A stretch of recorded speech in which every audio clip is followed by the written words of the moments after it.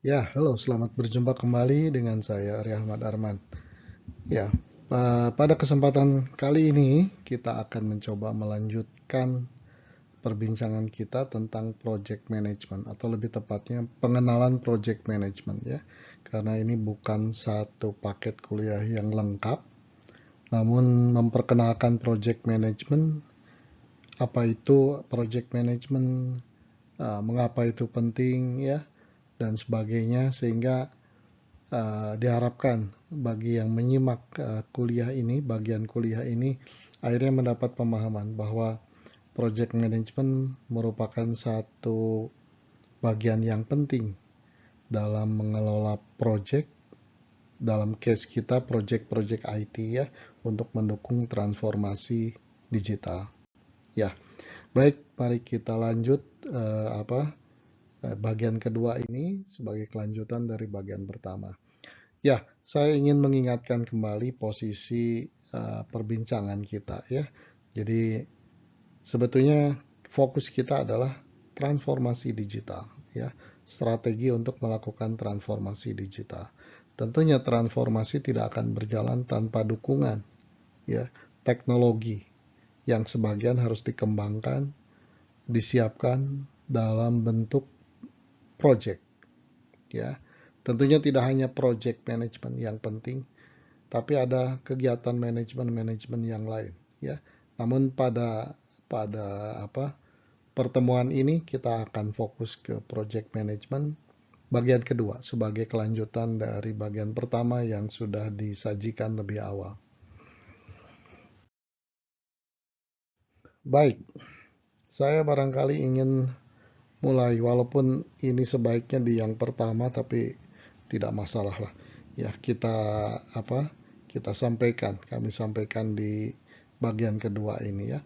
Jadi project management uh, merupakan best practice atau kumpulan pengalaman-pengalaman serta hasil-hasil pemikiran untuk mengelola project lebih baik ya, memanage project lebih baik, dan itu dirumuskan dalam berbagai dokumen yang komprehensif, dokumen yang teruji, diupdate terus dan sebagainya ya. Berikut adalah contoh beberapa referensi populer untuk project management ya. Satu adalah yang paling kiri ya, itu adalah PMBOK ya, Project Management Body of Knowledge. Ya, ini sudah diupdate berkali-kali. Yang kita lihat di sini ada sampai edisi ke-6. Mungkin suatu saat edisi yang lebih lagi ya. Lalu ada juga ISO ya, versi ISO. ISO menerbitkan juga best practice untuk project management yaitu ISO 21500. Kemudian ada project management yang populer juga yaitu PRINCE ya. Nah, ini salah satu referensi project management juga. Ya, saya kira kita bisa memilih yang manapun ketika tidak punya kepentingan yang pasti, yang lebih cocok dengan dengan nature organisasi atau perusahaan kita ya, yang manapun bisa dipilih karena secara prinsip kurang lebih mirip, similar satu sama lain. Baik, bagaimana project management basic konsep ya, konsep dasarnya. Jadi yang pertama itu adalah ada komponen-komponen utama dari project management ya, yang perlu tentunya untuk diperhatikan ya. Yang pertama itu adalah project life cycle.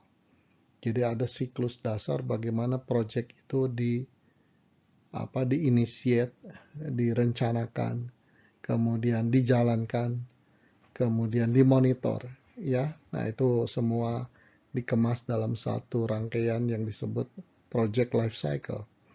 Kemudian ada project phase. Itu fase-fase besar ya, yang merupakan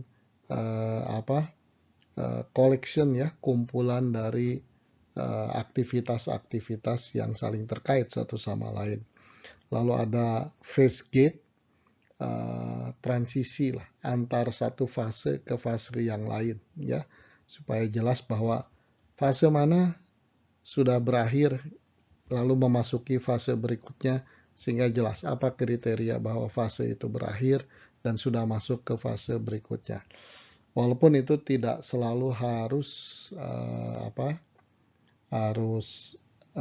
setelah lewat tidak boleh kembali, tidak demikian. Ya, ada situasi di mana memungkinkan untuk kembali lagi. Lalu ada project management proses, berbagai proses project management. Dalam pertemuan kita tidak akan membahas ini karena terlalu banyak, ya. Kuliah ini hanya memperkenalkan project management secara umum. Lalu project management proses group. Si proses-proses itu dikelompokkan menjadi kelompok dari proses-proses yang serupa atau punya keterkaitan yang erat satu sama lain, ya, sebagai sebuah grup. Kemudian, nah ini nanti membentuk matriks sebetulnya, ya. Ada project management proses-proses yang membentuk life cycle. Kemudian di lain pihak ada project management knowledge area. Nah, ini membentuk matriks gitu, ya. Proses di atas, katakanlah kolom-kolomnya, ini knowledge area. Jadi nanti kita bisa melihat bahwa ada kumpulan knowledge yang penting untuk menyokong atau mendukung setiap bagian dari proses. Tentunya tidak semua irisannya ada sesuatu konektivitas, ya. Sebagian ada yang memang beririsan, ya, bersambungan begitu. Ada yang tidak punya hubungan yang khusus begitu, ya, antara kolom dengan barisnya atau antara project proses dengan knowledge area-nya. Nanti kita lihat, ya. Baik. Ini barangkali bisa memperlihatkan sebagian besar yang tadi kita bicarakan.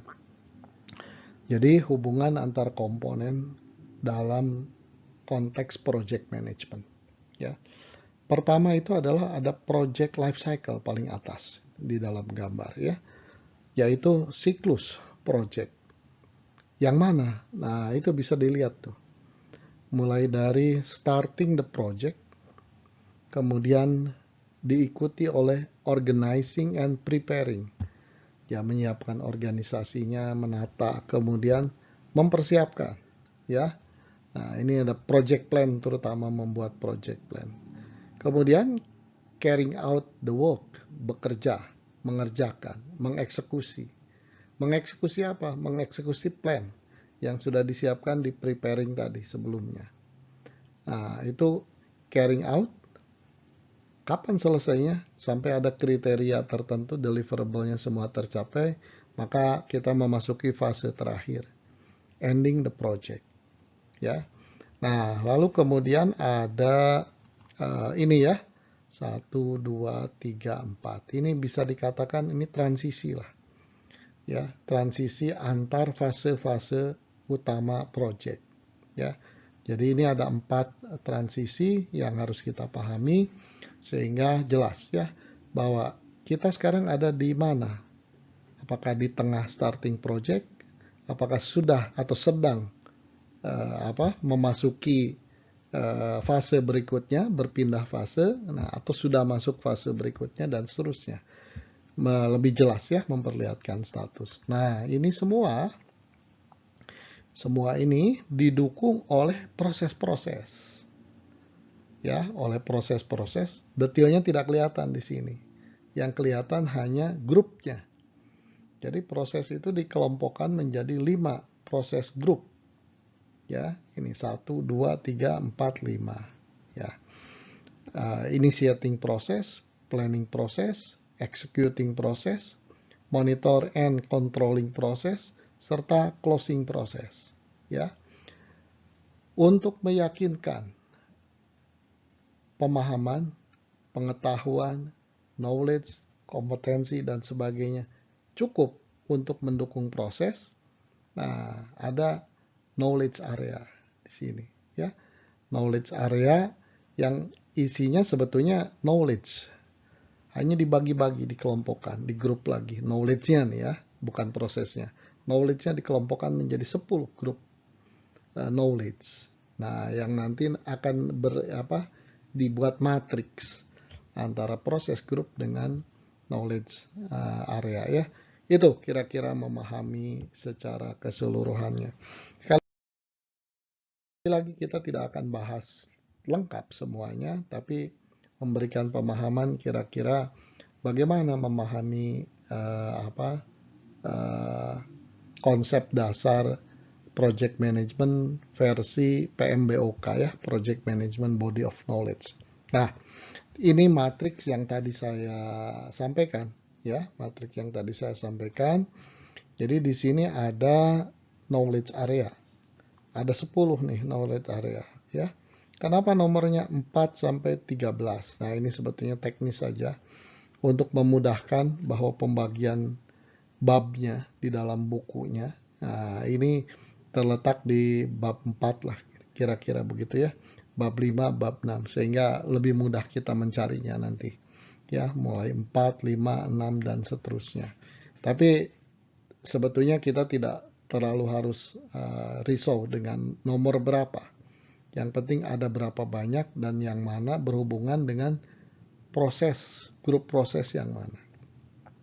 Tadi yang saya sampaikan bahwa tidak seluruh proses itu punya keterkaitan antara proses grup dengan knowledge area-nya. Sebagai contoh, ya, ini project integration management. Ini berhubungan dengan seluruh ini. Karena ini sifatnya mengintegrasikan seluruh proses, ya, seluruh project ini. Tapi yang kedua ini, ya, project scope management. Scope management itu hanya ada di project planning ya, atau berhubungan dengan project planning, dan juga nanti berhubungan lagi dengan monitoring untuk meyakinkan bahwa memonitor ya bahwa project scope-nya sudah tercapai atau belum. Ya, saya kira detailnya nanti bisa dipelajari sendiri ya. Nah, kemudian kalau kita bicara tentang flow sekarang, aliran, ya, terutama aliran report dalam pengertian setiap blok besar proses, itu akan menghasilkan sesuatu, ya, sebut saja report, kemudian itu menjadi atau dialirkan ke proses berikutnya, dan seterusnya, ya. Nah, jadi untuk memahami rangkaian proses itu bisa diperhatikan gambar ini ya. Jadi mulai dari executing proses. Nah, ini menghasilkan work performance data. Kemudian berdasarkan work performance data kita masuk ke proses atau kumpulan proses, controlling proses. Kita kontrol ya. Kemudian ini ada work performance informations. Jadi ini datanya tadi ya dari proses, tapi kita tidak tahu nih. Data ini bisa dikatakan baik, normal-normal saja, atau buruk ya, mengarah pada situasi yang tidak baik di dalam project. Nah, ini dikontrol. Ya, di sini hasilnya adalah work performance information. Jadi informasi tentang performance dari project tersebut. Ya, dari situ masuk ke overall project control. Ya, akhirnya dapat ini dihasilkan work performance report ya. Kalau ini hanya informasi-informasinya saja, ini totalnya jadi report. Nah, berdasarkan report inilah nanti barangkali ada beberapa hal yang harus dikerjakan. Pertama, project change control. Jadi project itu normal, wajar, biasa. Bahwa project ketika berjalan di dalam siklusnya, ada hal-hal yang meleset dari dugaan kita karena berbagai hal. Mulai dari kita punya satu proses yang harus dikerjakan, yang mengerjakan 3 misalnya. Tiba-tiba pada saatnya sakit satu orang. Ya, itu kan akan membuat pekerjaan terganggu. Penyelesaiannya tidak secepat seandainya dikerjakan 3 orang. Ya, contohnya seperti itu. Kita menganggap kompetensi orang tersebut cukup untuk mengerjakan sesuatu selama 2 hari. Ternyata kompetensinya meleset dari prediksi kita, sehingga menyelesaikan sebuah modul harus 4 hari misalnya. Ya, itu tidak masalah ya, tapi yang jadi masalah kalau dibiarkan. Nah, apa yang harus kita lakukan? Kita harus melakukan change. Ya, tapi change yang terkendali, change yang terdokumentasi dengan baik ya, sehingga punya argumentatif yang kuat. Kenapa ini berubah? Kenapa ada sedikit pembengkakan biaya dan sebagainya. Ya. Nah, kemudian berdasarkan ini akan mempengaruhi berbagai macam proses proyek yang harus berubah. Ya, wah ini karena udah keteteran nih, terlambat 1 hari, maka harus ada percepatan di tahap berikutnya, misalnya kira-kira begitu. Dan tentunya ini juga harus dikomunikasikan ke berbagai pihak ya, project communication, dikomunikasikan ke tim project yang terutama yang terkait dengan pekerjaan yang berubah ya. Satu lagi stakeholders, para pengambil keputusan atau yang berkepentingan dengan proyek kita. Karena mereka harus tahu ini, kalau proyek terlambat tidak kaget gitu ya. Nah, kemudian juga mungkin kita perlu dukungan dari mereka untuk membuat proyek ini kembali lagi ke ke target awal yang didefinisikan sejak awal. Baik, nah kemudian kita coba ini seperti yang tadi ya. Starting project, organization, and preparing, carry out, completing the project atau close the project ya. Nah, ini sebetulnya project life cycle utama yang ini, mulai dari starting project. Tapi sebuah project sebetulnya kegiatannya dimulai sejak sesuatu aktivitas yang disebut pre-project work. Jadi ada beberapa kegiatan relatif sederhana, tapi penting, tidak mungkin tidak dilakukan. Disebut pre-project. Ya, disebut pre-project. Kemudian apa saja nih aktivitasnya pre-project ini? Need assessment. Projectnya belum berjalan, tapi kita perlu mengakses apa saja nih kebutuhannya. Ya, ini penting sebagai bahan baku untuk nanti membuat project plan ya. Kalau need-nya nggak tahu, nggak ngerti, nggak jelas, bagaimana plan bisa disusun ya. Kemudian business case itu didokumentasikan dalam sebuah dokumentasi terstruktur business case. Kemudian benefit management plan. Ini apa saja nih benefitnya dari project ini, untuk siapa, value apa yang di-create, dan sebagainya. Itu harus clear juga. Ya, kenapa? Karena ini di pre-project, project belum berjalan. Kita perlu buying ya, atau ya kurang lebih kata yang tepat buying dalam pengertian membeli hati para pengambil keputusan. Memudahkan kita meyakinkan, Pak, Bu, ini project ini penting loh untuk perusahaan. Nanti kita akan lebih efisien dan sebagainya. Nah, kurang lebih begitu ya. Nah, ini sebetulnya kita memperlihatkan benefit-benefit itu. Ya. Nah, pre-project ini beres, ya, maka project akan mulai. Project mulai itu adalah, ya, project mulai itu dengan dibuatnya dokumen project charter.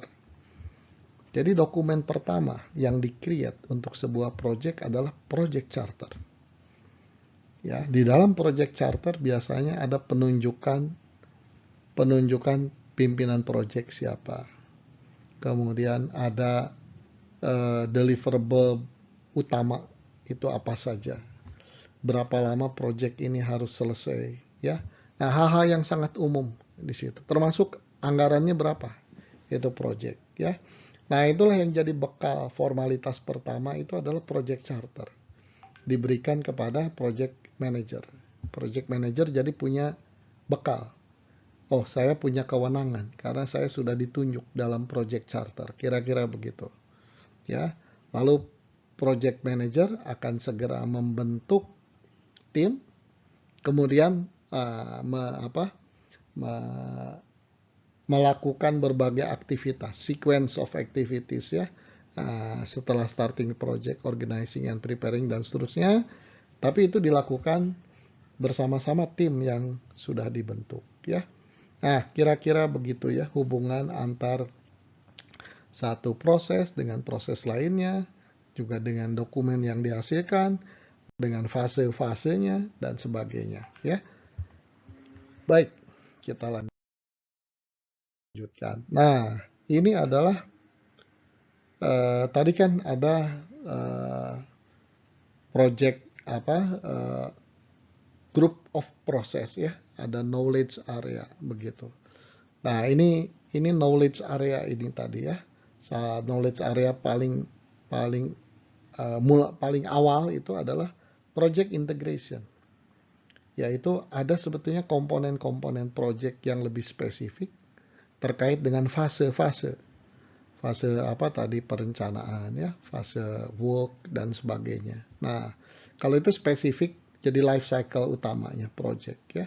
Tapi ada satu yang awal tadi di kiri atas itu, yaitu project integration. Nah, ini adalah knowledge area yang mensupport integrasi seluruh aktivitas di dalam project. Ini terdiri dari develop project charter, ada di sini nih. Jadi kalau kita belum paham sebagai project manager, baru pertama kali belajar tadi project charter ini yang pertama kali. Nah, siapa isinya apa? Siapa yang membuat dan seterusnya? Oh, ada nih di sini di bagian 4.1. Ya, yaitu develop project charter. Lalu yang kedua apa? 4.2, 4.3 apa dan seterusnya. Ya, sampai 4.7. Ya. Kalau kita telusuri ini project charter ya yang pertama. Ini sebetulnya dipahami ini. Kalau ini kan hanya input, lalu activity-nya apa ya atau proses, kemudian output-nya itu apa. Nah, kalau dipahami lebih detail lagi ini. Ya, develop project charter ini 41, ini 41 nih. Jadi senternya ini 41. Ini dapat input dari mana aja. Ya, kemudian berhubungan dengan apa, kemudian outputnya lari kemana saja. Nah, ini ada penjelasannya semua. Ya, jadi kalau kita sudah belajar project management, sudah lulus project management, the way of thinking kita itu sudah, atau ini tuh sudah ngelotok di kepala kita. Sehingga kalau kita ditunjuk jadi atau menerima project charter, kita segera bekerja tahu ini informasi apa saja yang perlu disiapkan, dikirim ke siapa saja dan seterusnya. Ya, kira-kira begitu. Nah,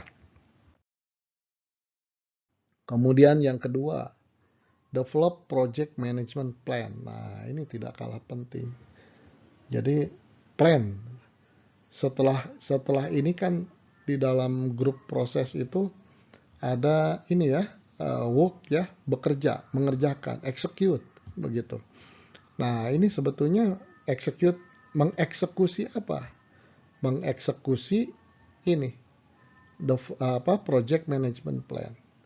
Jadi pertama kita berdasarkan input ini ya, develop ini menghasilkan dokumen project management plan. Lalu berikutnya apa? Nah, yang ketiga ini ya, direct and manage project work. Nah, ini.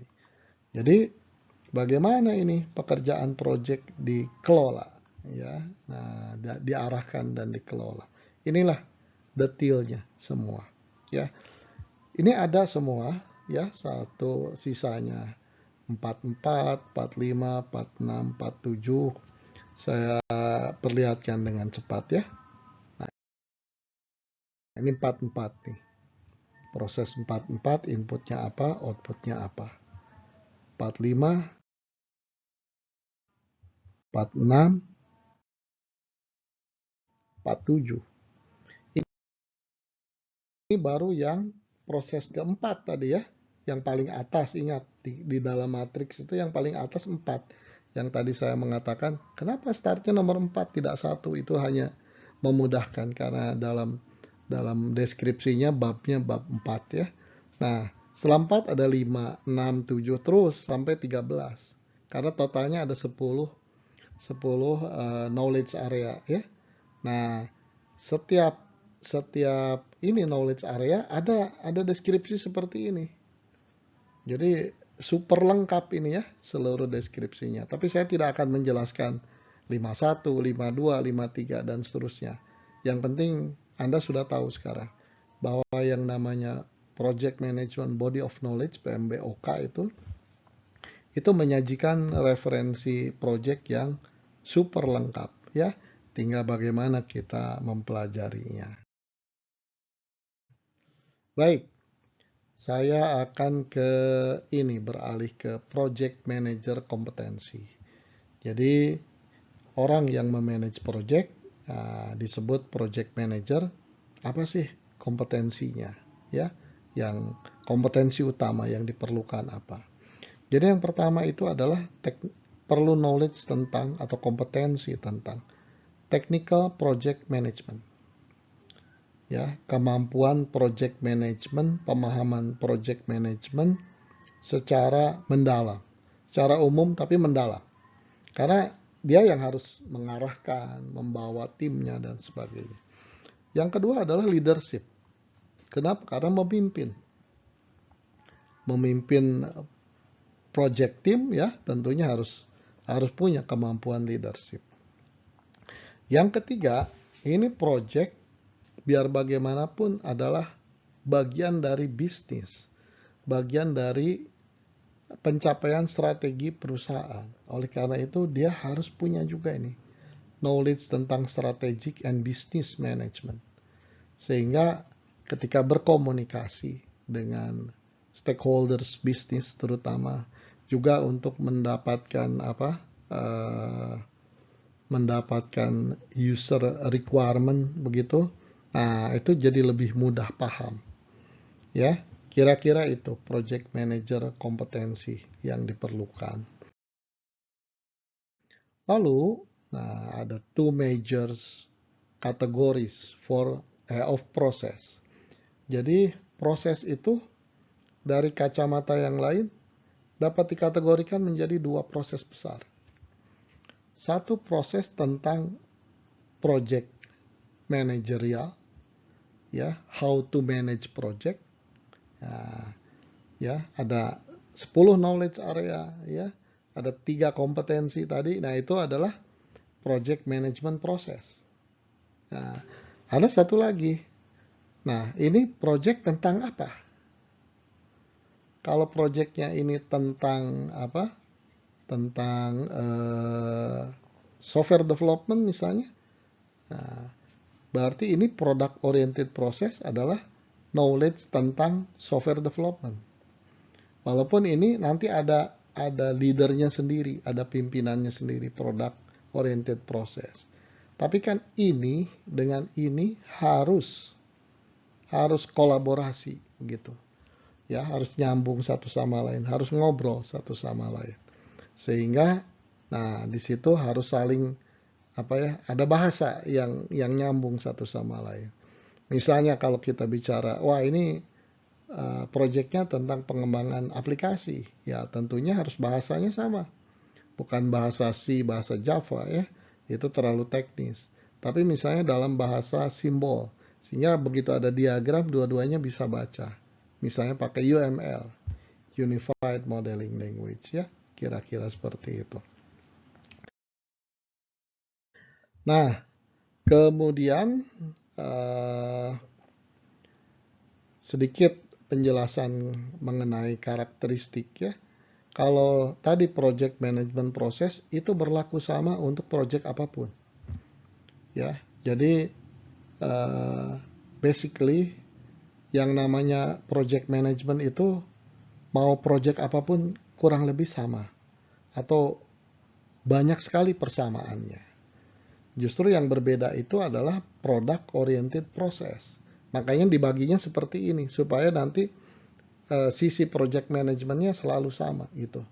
Nanti yang berbeda-beda dan disesuaikan adalah product oriented prosesnya. Apakah ini pengujian atau pen test, penetration test untuk security. Apakah ini pengembangan aplikasi, apakah ini misalnya audit teknologi dan seterusnya. Ya, nah inilah yang beda-beda di product oriented prosesnya. Tapi project manajemennya kurang lebih sama. Ya, ya, baik. Berikutnya ini project management life cycle. Nah, ini sudah diperlihatkan tadi ya. Sudah diperlihatkan ketika ada gambar ini tadi di posisi atas ya, di halaman-halaman awal.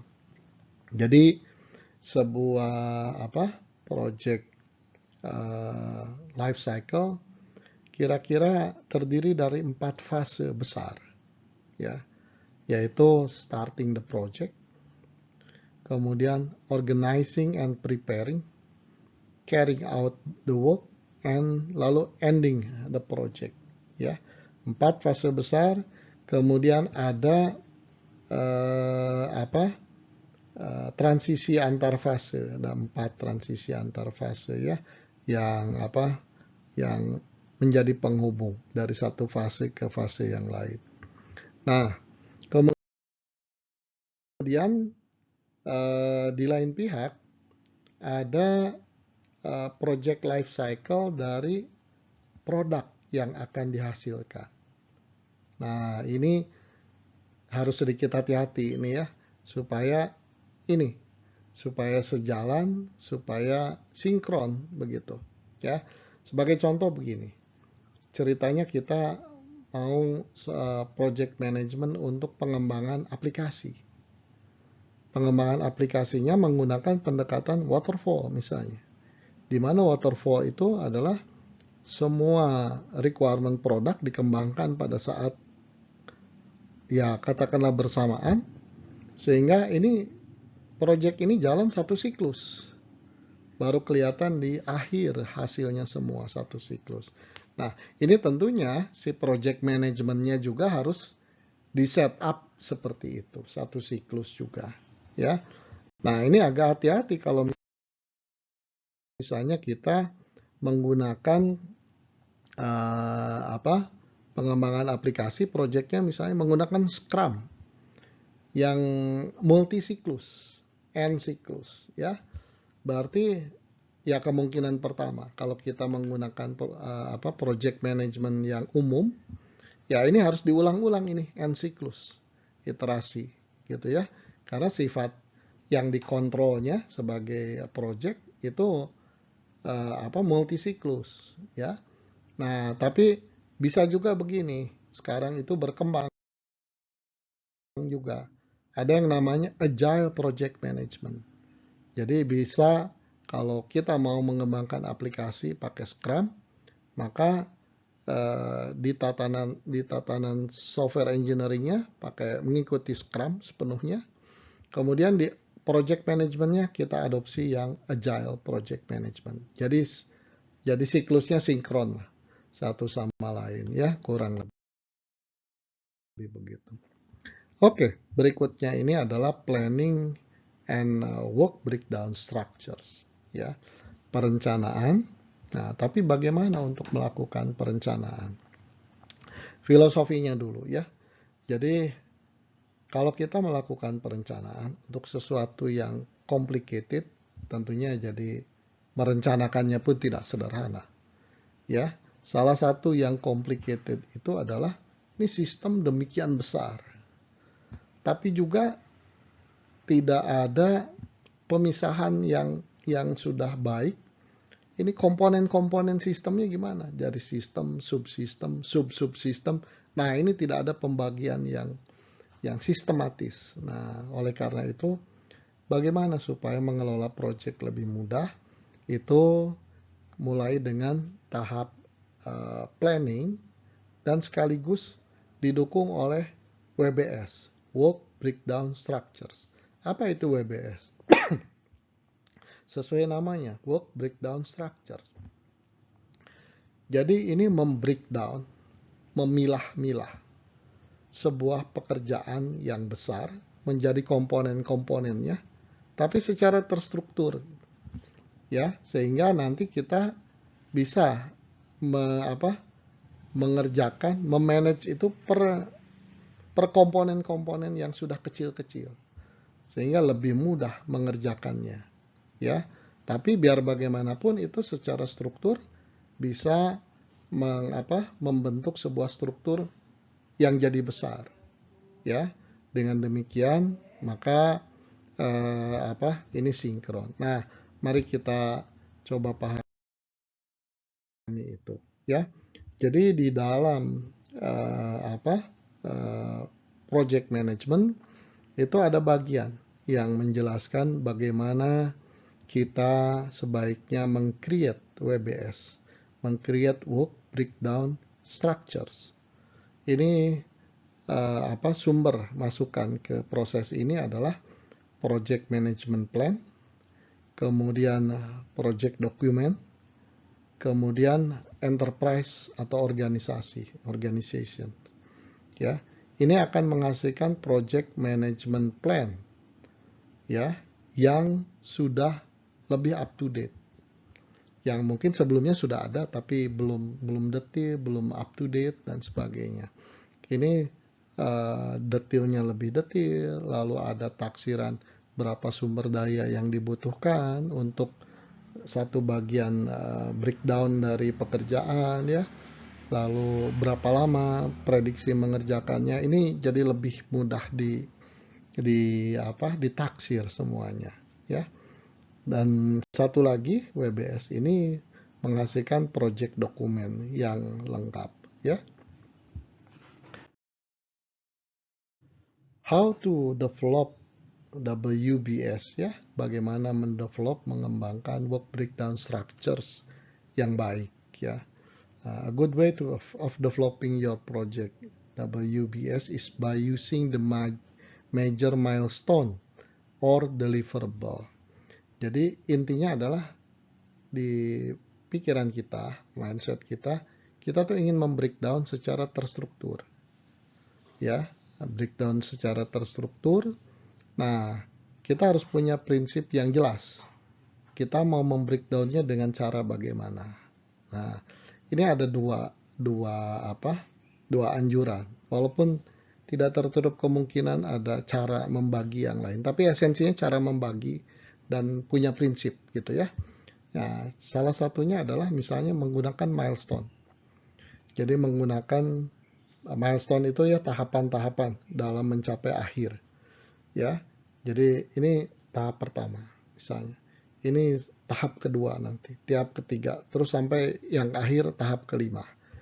Jadi kita membagi dari sebuah project itu jadi 5 misalnya, 4, 5 atau berapapun tergantung tahapannya. Setelah itu setiap tahap baru kita uraikan.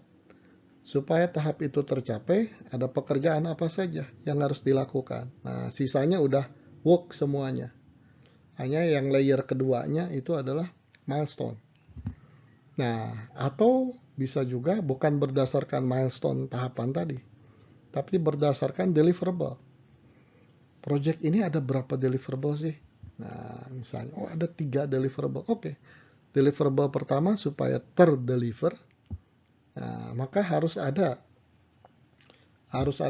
mengerjakan ini. Nanti mengerjakan ini tuh misalnya A, B, C. Yang A akan bisa dikerjakan kalau ada sub pekerjaan A1, A2, A3.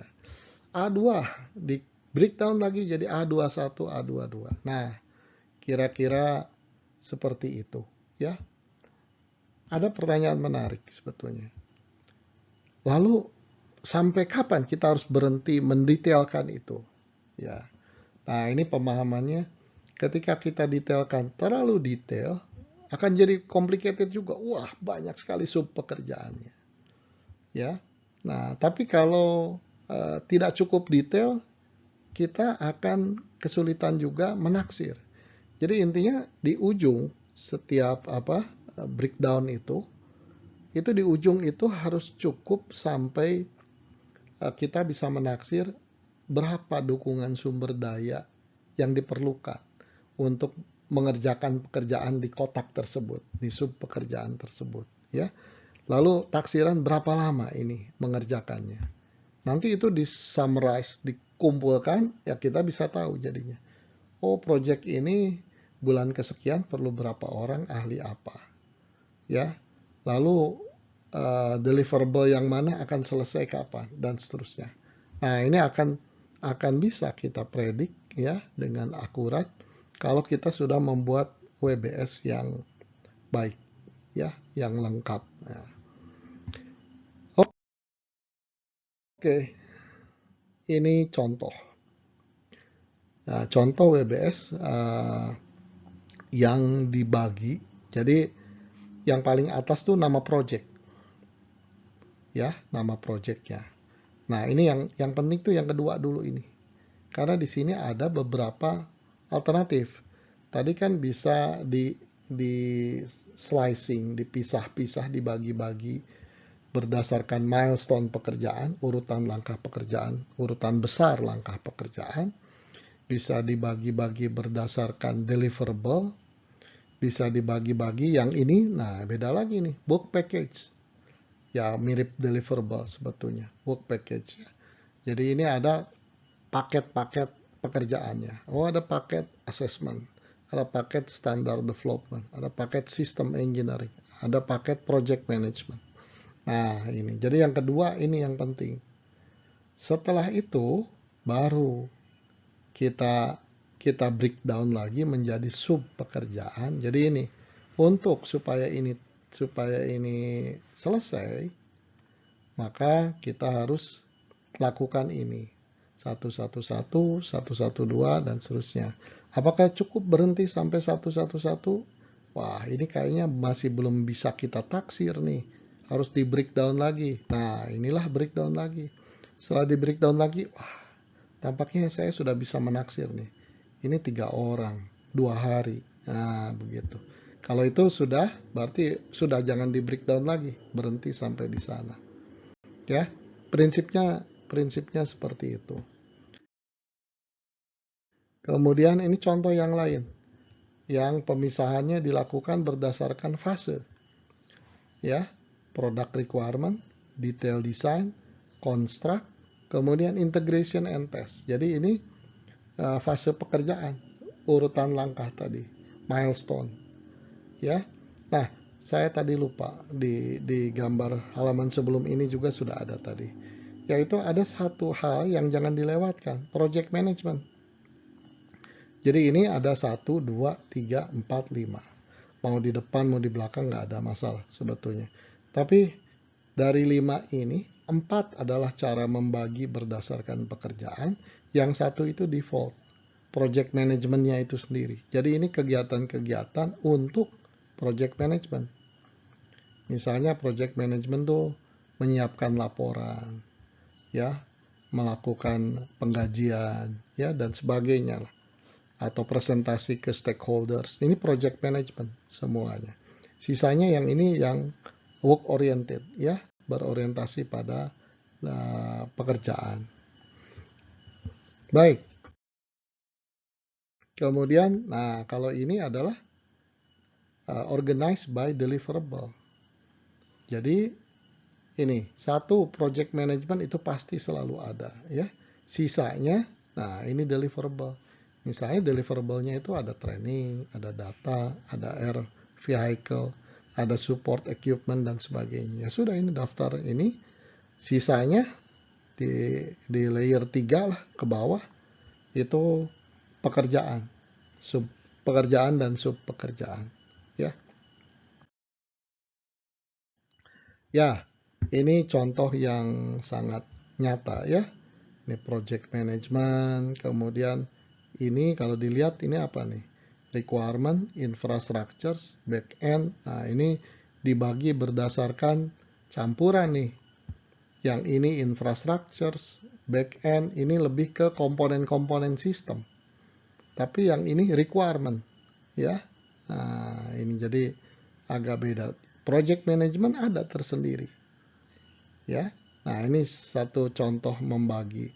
Oh, kemudian saya lupa juga nih. Yang ini kok levelnya sampai sini berhenti. Yang ini ada lagi level yang lebih dalam. Jadi tidak harus sama levelnya, ya. Dan best practice sejak di atas ini 1, 2, 3. Jadi yang ini 3, yang ini sampai level 4, ya.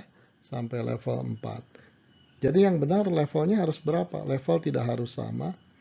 Kemudian best practice itu levelnya 3 sampai 5. Tidak, bukan dilarang, kalau terpaksa boleh. Tidak dianjurkan di atas 5. Apalagi kebiasaan jadi 7 level. Wah, itu akan complicated lagi menghandlenya. Jadi best practice itu anjuran 3 sampai 5 levelnya. Ya, ini saya kira contoh yang lain lagi ya, tapi prinsipnya similar ini. Ada project management, kemudian ada yang lainnya di luar project management, lalu ini breakdown level berapa, ini pun beda-beda levelnya tergantung kebutuhan kita. Di sini ada ini ya, saya nggak bahas ini, tapi silahkan nanti dibaca dengan tenang. Ya, ini ada keterangan nih. Di berbagai tempat yang menarik ini ada keterangan-keterangan. Kenapa ini penting dan sebagainya. Oke, kemudian nah setelah kita punya komponen-komponen pekerjaan, berikutnya adalah scheduling. Bagaimana sub-sub sampai bagian-bagian kecil pekerjaan itu disusun sebagai suatu schedule, ya. Nah, kalau menggunakan tools biasanya sudah banyak bantuannya ya, diotomatisasi oleh tools itu untuk scheduling. Tapi yang jelas ini satu hal yang penting ya. Nah, di dalam scheduling ini maka ada bagian-bagian pekerjaan yang punya keterkaitan satu sama lain. Ya. Ya, contoh yang sedang kita lihat ini, ada relationship, ada ketergantungan satu sama lain. Ya. Jadi ini activity A finishnya itu sama dengan activity B startnya. Atau A harus selesai dulu, baru B bisa mulai, kira-kira begitu. Ya, yang ini A dan B. A mulai itu akan menyebabkan B juga mulai, begitu, kira-kira begitu ya. Ini kalau ini A dan B harus berakhir pada saat yang bersamaan. Yang ini kebalikannya tadi. Pada saat ini mulai, ini harus sudah selesai yang ini. Gitu. Ya. Nah, berdasarkan ini nanti tentunya yang di luar ini bebas bisa dikerjakan kapanpun. Nah, kita definisikan mana yang punya keterkaitan satu sama lain. Nanti biarkan tools yang menata secara otomatis. Ya, sehingga semua syarat-syarat ini terpenuhi dan aman. Ya. Nah, ini yang lebih kompleks ya. Ya, kita sebut Project Schedule Network PSN. Diagram PSN. Jadi ini membacanya kurang lebih ya. Begitu mulai, project ini akan menjalankan aktivitas A, aktivitas H, K secara bersamaan. Nah, secara bersamaan. Ya. Lalu setelah A baru B. B jadi bisa mulainya setelah A selesai. Dan seterusnya. Ya, ini kita harus pikirkan bagaimana ini. Lalu ada ini, kalau lebih detail lagi ya. Nah, ini ada kalau tadi kan hanya keterkaitan antara aktivitas satu dengan aktivitas lain ya. Nah, kalau lebih detail lagi, satu aktivitas, satu kotak yang tadi bisa kita detailkan. Ini early startnya kapan? Secepat-cepatnya mulai kapan? durasinya berapa, lalu early finish-nya kapan, ini late start-nya kapan, dan seterusnya. Kita identifikasikan, kasih angka-angka.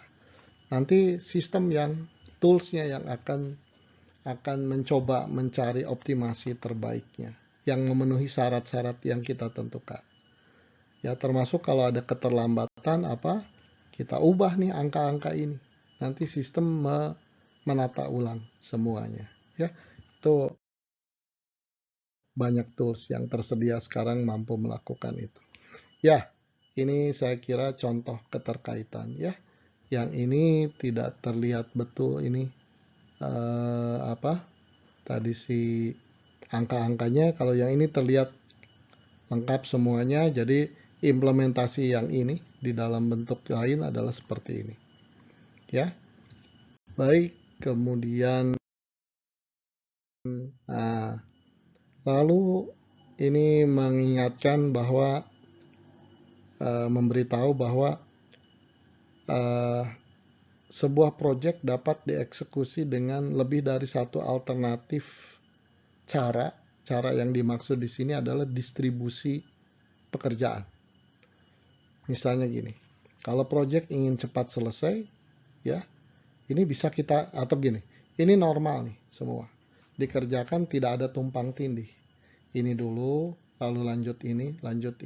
Sehingga yang mengerjakan selama kompetensinya cukup, mengerjakan orang yang sama bisa. Karena aman, tidak ada duplikasi. Ya. Nah, kalau begini, ada tumpang tindih, berarti kita harus tahu nih. Ini dari segi penyelesaian waktu cepat, ya. Tapi orang tidak bisa orang yang sama ini dengan ini dengan ini. Kenapa? Karena ada masa dua orang yang bekerja di sini. Ya, kita harus perhatikan. Nah, ada juga ini. Setiap ini, wah ini saya ingin cepat yang ini nih. Semuanya ingin cepat. Masing-masing jadi orangnya dua. Ini lebih cepat tapi high cost. Nah, itu terserah kita. Ya, mau strategi yang mana yang diambil. Situasi bisa beda-beda, ya. Tuntutan bisa beda-beda. Tapi yang penting ini menyadarkan kita semua bahwa mengeksekusi proyek itu banyak alternatif. Ya, ada lebih dari satu alternatif yang barangkali berdampak pada resource yang berbeda, pencapaian waktu yang berbeda, cost yang berbeda, tinggal kita pilih. Apakah kita punya keterbatasan dan sebagainya. Lalu ini kalau cost ya, cost itu dalam project tidak sekedar cost total yang perlu diperhatikan, itu salah satu aja. Bahkan yang lebih penting itu adalah cost atau budget yang terdistribusi di harian, mingguan, bulanan, dan seterusnya. Karena di dalam project lebih banyak barangkali ya, orang itu dibayar per bulan, ya, per bulan. Jadi kalau begitu kita harus tahu tuh, bulan ini perlu cost budget berapa, bulan ini perlu budget berapa, dan seterusnya. Dan itu terkait dengan distribusi tadi, pekerjaan tadi, ngaturnya bagaimana.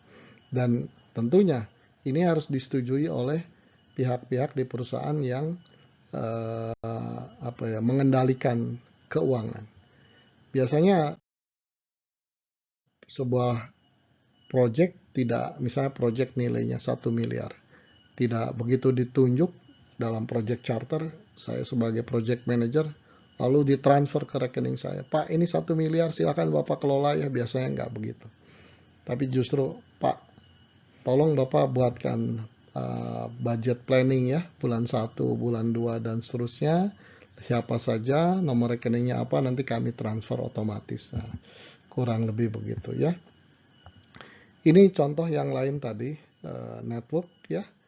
Ini memperlihatkan bagaimana sebuah aktivitas punya ketergantungan satu sama lain. Dengan adanya network begini, maka kita bisa jaga. B tidak pernah dapat dikerjakan sebelum A selesai ini. Pengertiannya begitu. Demikian juga C dan seterusnya. Ya, ini hal yang sama dengan tadi ya, mirip dengan tadi, tapi ini tidak ABC lah, ini lebih realistis ya. Ada sub-sub pekerjaan yang disebutkan, termasuk ini 1 hari, 3 hari dan seterusnya. Dari mana 1 hari, 3 hari, 2 hari? Ini taksiran ya. Dan tentunya lebih mudah menaksir yang sudah di breakdown begini daripada menaksir keseluruhan project. Ini 6 bulan selesai nggak? Wah, lalu ngelamun, hanya mengandalkan feeling. Wah, bisa lah, bisa selesai. Wah, dari mana itu jaminan bisa selesai? Beda kalau begini. Lalu kita telusuri, kita jumlahkan. Misalnya gini lah, berapa ini? Ini akan ready kapan? Ya, bisa kita hitung di sini. Kalau ngikuti jalur yang ininya, ini 2 hari, 3 hari, ini 5 hari di sini. Tapi di sini ada harus diikuti yang ini, yang atas. 1 tambah 3, 4. Tambah 2, 6. 6 tambah 3, 9. Nah, berarti ini 9 hari ini baru ready. Ya, kita bisa menjawab banyak pertanyaan dari membuat work breakdown structure dulu ya. Karena ini harus proses-proses terkecil dalam WBS tadi. Baru kita bisa taksir semuanya. Dari situlah kita bisa manage project kita dengan lebih baik ya. Nah, WBS, jadi ini memperlihatkan nih, WBS dan network diagram itu saling terkait. Kalau WBS kita hanya melihat strukturnya saja, tidak tahu ini dikerjakannya kapan. Ya, hanya dilihat dari struktur pekerjaan, ini menginduk kemana dan seterusnya. Tapi ketika kita bicara network diagram, itu memperlihatkan sequence, urutan dari pekerjaan itu dilakukan. Tapi yang sama apa dari dua ini? Yang sama adalah komponen-komponen di dalam network diagram ataupun WBS adalah komponen yang sama. Sumbernya dari WBS. Ya, sumbernya dari WBS nanti ini. Jadi itulah pentingnya work breakdown structure supaya kita bisa